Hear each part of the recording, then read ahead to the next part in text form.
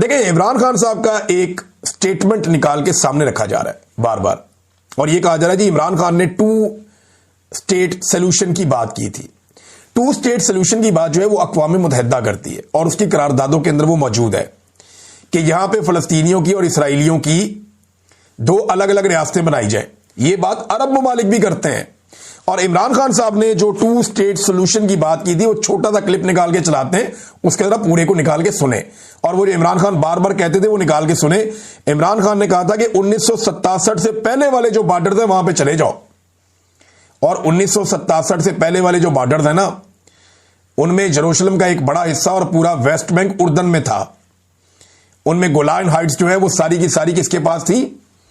वो उधर ऊपर शाम के पास थी।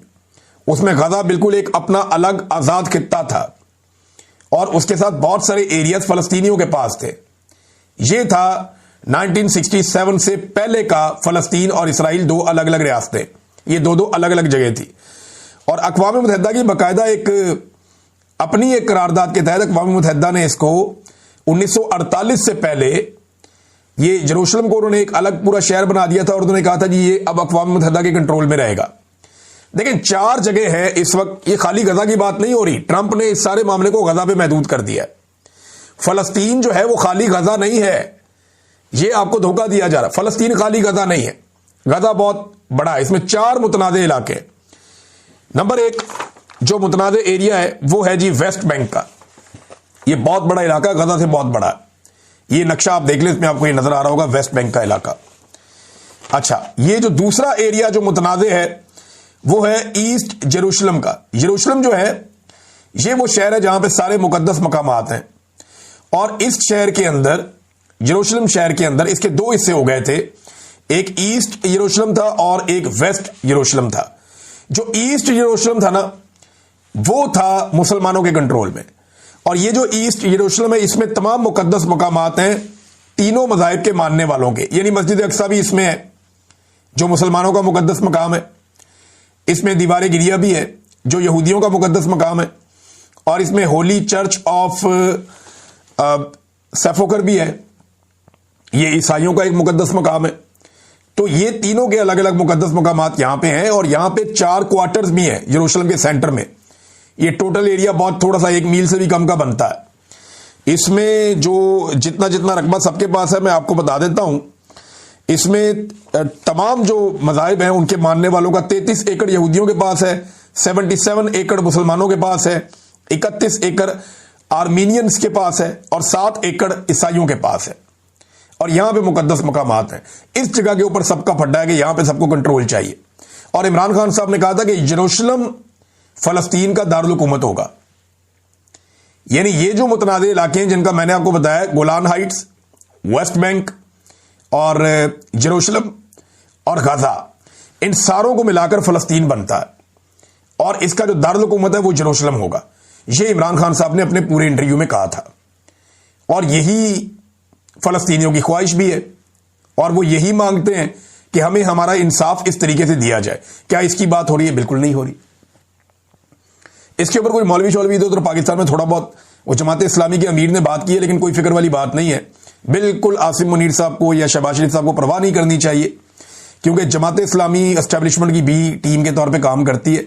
अगर उन्होंने कोई एहतजाज किया भी तो वो एस्टेब्लिशमेंट की ईमा के ऊपर उनको फेस सेविंग मिलेगी कि आप छोटा मोटा कर लें, क्योंकि इससे जरा थोड़ा ट्रंप के सामने हीरो बनने का मौका भी मिल सकता है एस्टेब्लिशमेंट को कि देखिए जी हमारे मुल्क में एहतजाज हो रहा है, लोग निकल रहे हैं, इसके बावजूद हम आज आपके साथ खड़े हैं, हम कुर्बानी दे रहे हैं आपके लिए, इतना मुश्किल हमने स्टांस लिया है, तो उससे और फायदा होगा एस्टेब्लिशमेंट को। देखिए, ये खेल शुरू हुआ इमरान खान साहब का, मैंने आपको बहुत पहले आज से बताया था कि यह मामला जनरल बाजवा के दौर में चल रहा था। जनरल बाजवा यही सब कुछ करना चाहते थे, लेकिन उस वक्त इमरान खान साहब ने जनरल बाजवा का साथ नहीं दिया। फिर इमरान खान साहब का रिजीम चेंज हो गया, एक नई हुकूमत लाई गई, और अब मामला चलते चलते चलते चलते आज वहां पे पहुंच गए हैं जहां पे पहुंचने थे। अल्टीमेटली पाकिस्तान को यह फैसला करना था, पाकिस्तान के पासपोर्ट के ऊपर लिखा हुआ है, और वहां एक पत्थर पे भी लिखा हुआ है एसएसजी कमांडो जहां पे ट्रेनिंग करते हैं यरूशलेम, और पासपोर्ट पे लिखा हुआ है कि ये पासपोर्ट इसराइल के अलावा दुनिया के हर मुल्क के लिए काबिल इस्तेमाल है। तो बहरहाल वो अब ये वाली लाइन जो है मोहसिन नकवी साहब को मिटवानी पड़ेगी अगर मामला तब्दील हो जाता है तो। नाज़रीन, एक और बड़ी मजे की बात है, सारी जिंदगी इन्होंने इमरान खान साहब को यहूदी एजेंट कहते रहे। ये जरा देखें, बड़ी मजे की चीज आपको मैं दिखाता हूं। ये एक बंदा है और शहबाज शरीफ साहब इस बंदे को मिले। अच्छा, शहबाज शरीफ साहब ने अपनी जो ट्वीट की है ना डोनाल्ड ट्रंप की, उसमें तारीफें ज्यादा की हैं। फलस्तीन और इसराइल का नाम एक दफा लिया बैलेंस करके कि जनाब दोनों की अलग अलग 2 रियासतें बन जाएंगी, फलस्तीन और इसराइल की।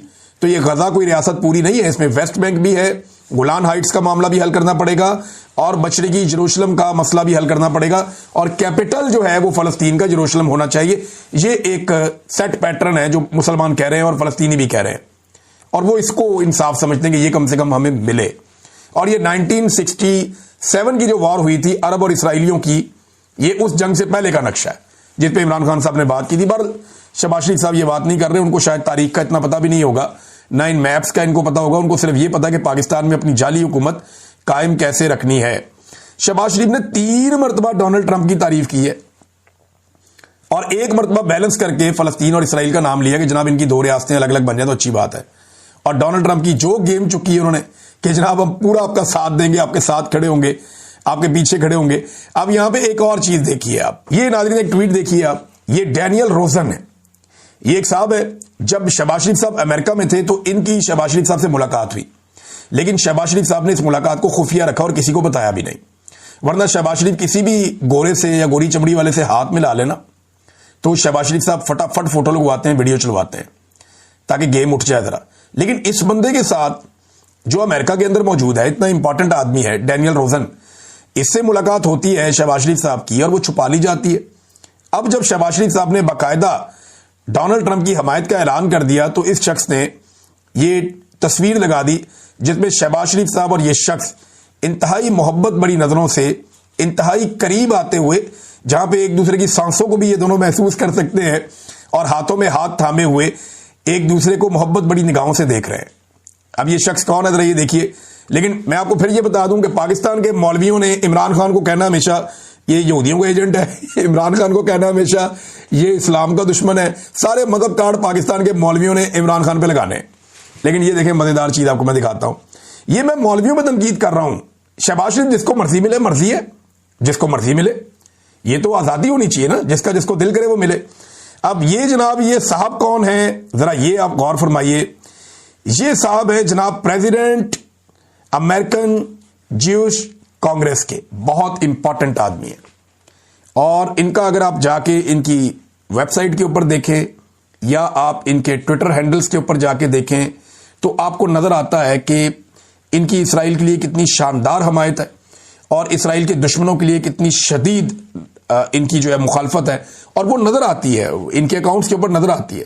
वो पूरी तरह से अपने कॉज के साथ जुड़े हुए हैं, पूरी कमिटमेंट के साथ अपने कॉज के साथ खड़े हुए हैं ये लोग।